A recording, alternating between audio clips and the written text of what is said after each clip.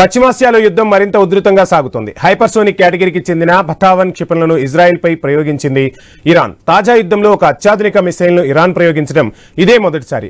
ఫతావన్ మిసైల్కు 1400 కిలోమీటర్ల దూరంలోని లక్ష్యాలను ఛేదించే సామర్థ్యం ఉంది. శబ్ద వేగం కంటే 5 రెట్ల స్పీడ్తో ప్రయాణిస్తోంది. గంటకు 16,000 నుంచి 18,500 కిలోమీటర్లు వేగంగా వెళ్లడం ఈ క్షిపణి ప్రత్యేకత. ఫతావన్ మిసైళ్ల సాయంతో ఇజ్రాయెల్ ఎయిర్ డిఫెన్స్ వ్యవస్థను ఛాలెంజ్ చేసినట్టయింది. అయితే ఈ దాడుల్లో ఇజ్రాయెల్కు జరిగిన నష్టమెంత ఏంటన్నది మాత్రం వెల్లడి కాలేదు. అటు ఇరాన్పై వైమానిక దాడులను తీవ్రతరం చేసింది ఇజ్రాయెల్.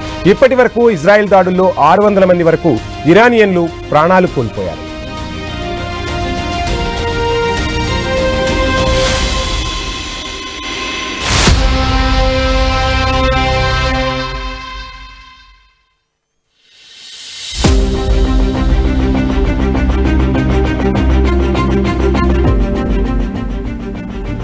పశ్చిమాసియాలో యుద్ధం మరింత ఉధృతంగా సాగుతుంది. హైపర్సోనిక్ కేటగిరీకి చెందిన ఫతావన్ క్షిపణులను ఇజ్రాయెల్ ప్రయోగించింది.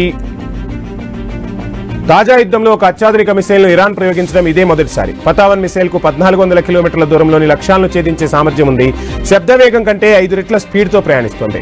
గంటకు 16,000 నుంచి 18,500 కిలోమీటర్ల వేగంగా వెళ్లడం ఈ క్షిపణి ప్రత్యేకత.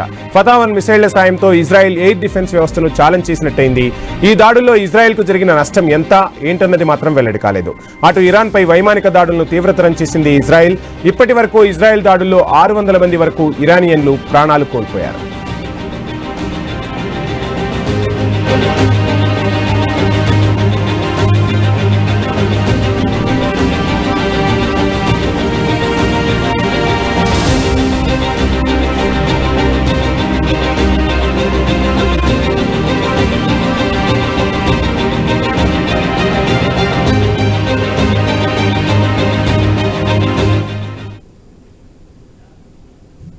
అన్నమయ్య జిల్లా బి కొత్తకోట మండలం వడిగాలవండ్లపల్లె గ్రామ సచివాలయంలో ఉద్రిక్త పరిస్థితులు చోటు చేసుకున్నాయి. తల్లికి వందనం డబ్బులు అడిగినందుకు గండువారిపల్లికి చెందిన ఓ కుటుంబంపై సచివాలయ డిజిటల్ అసిస్టెంట్ బాబా ఫక్రుద్దీన్ దాడి చేశారు.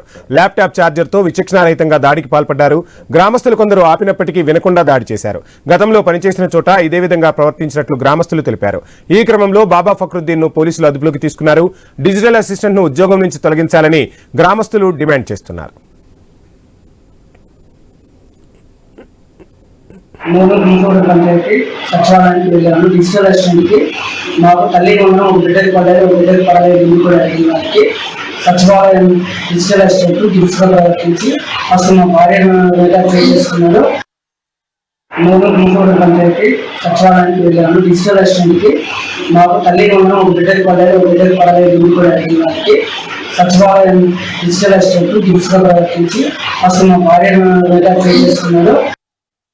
నేను బీకోడ్ పంచాయతీ సచివాలయానికి వెళ్ళాను. డిజిటల్ అసిస్టెంట్కి మాకు తల్లికి ఉన్న ఒక బిడ్డకి పడలేదు ఇల్లు కూడా అడిగిన వారికి సచివాలయం డిజిటల్ అసిస్టెంట్ గిఫ్ట్గా ప్రవర్తించి అసలు మా భార్యను పే చేసుకున్నారు.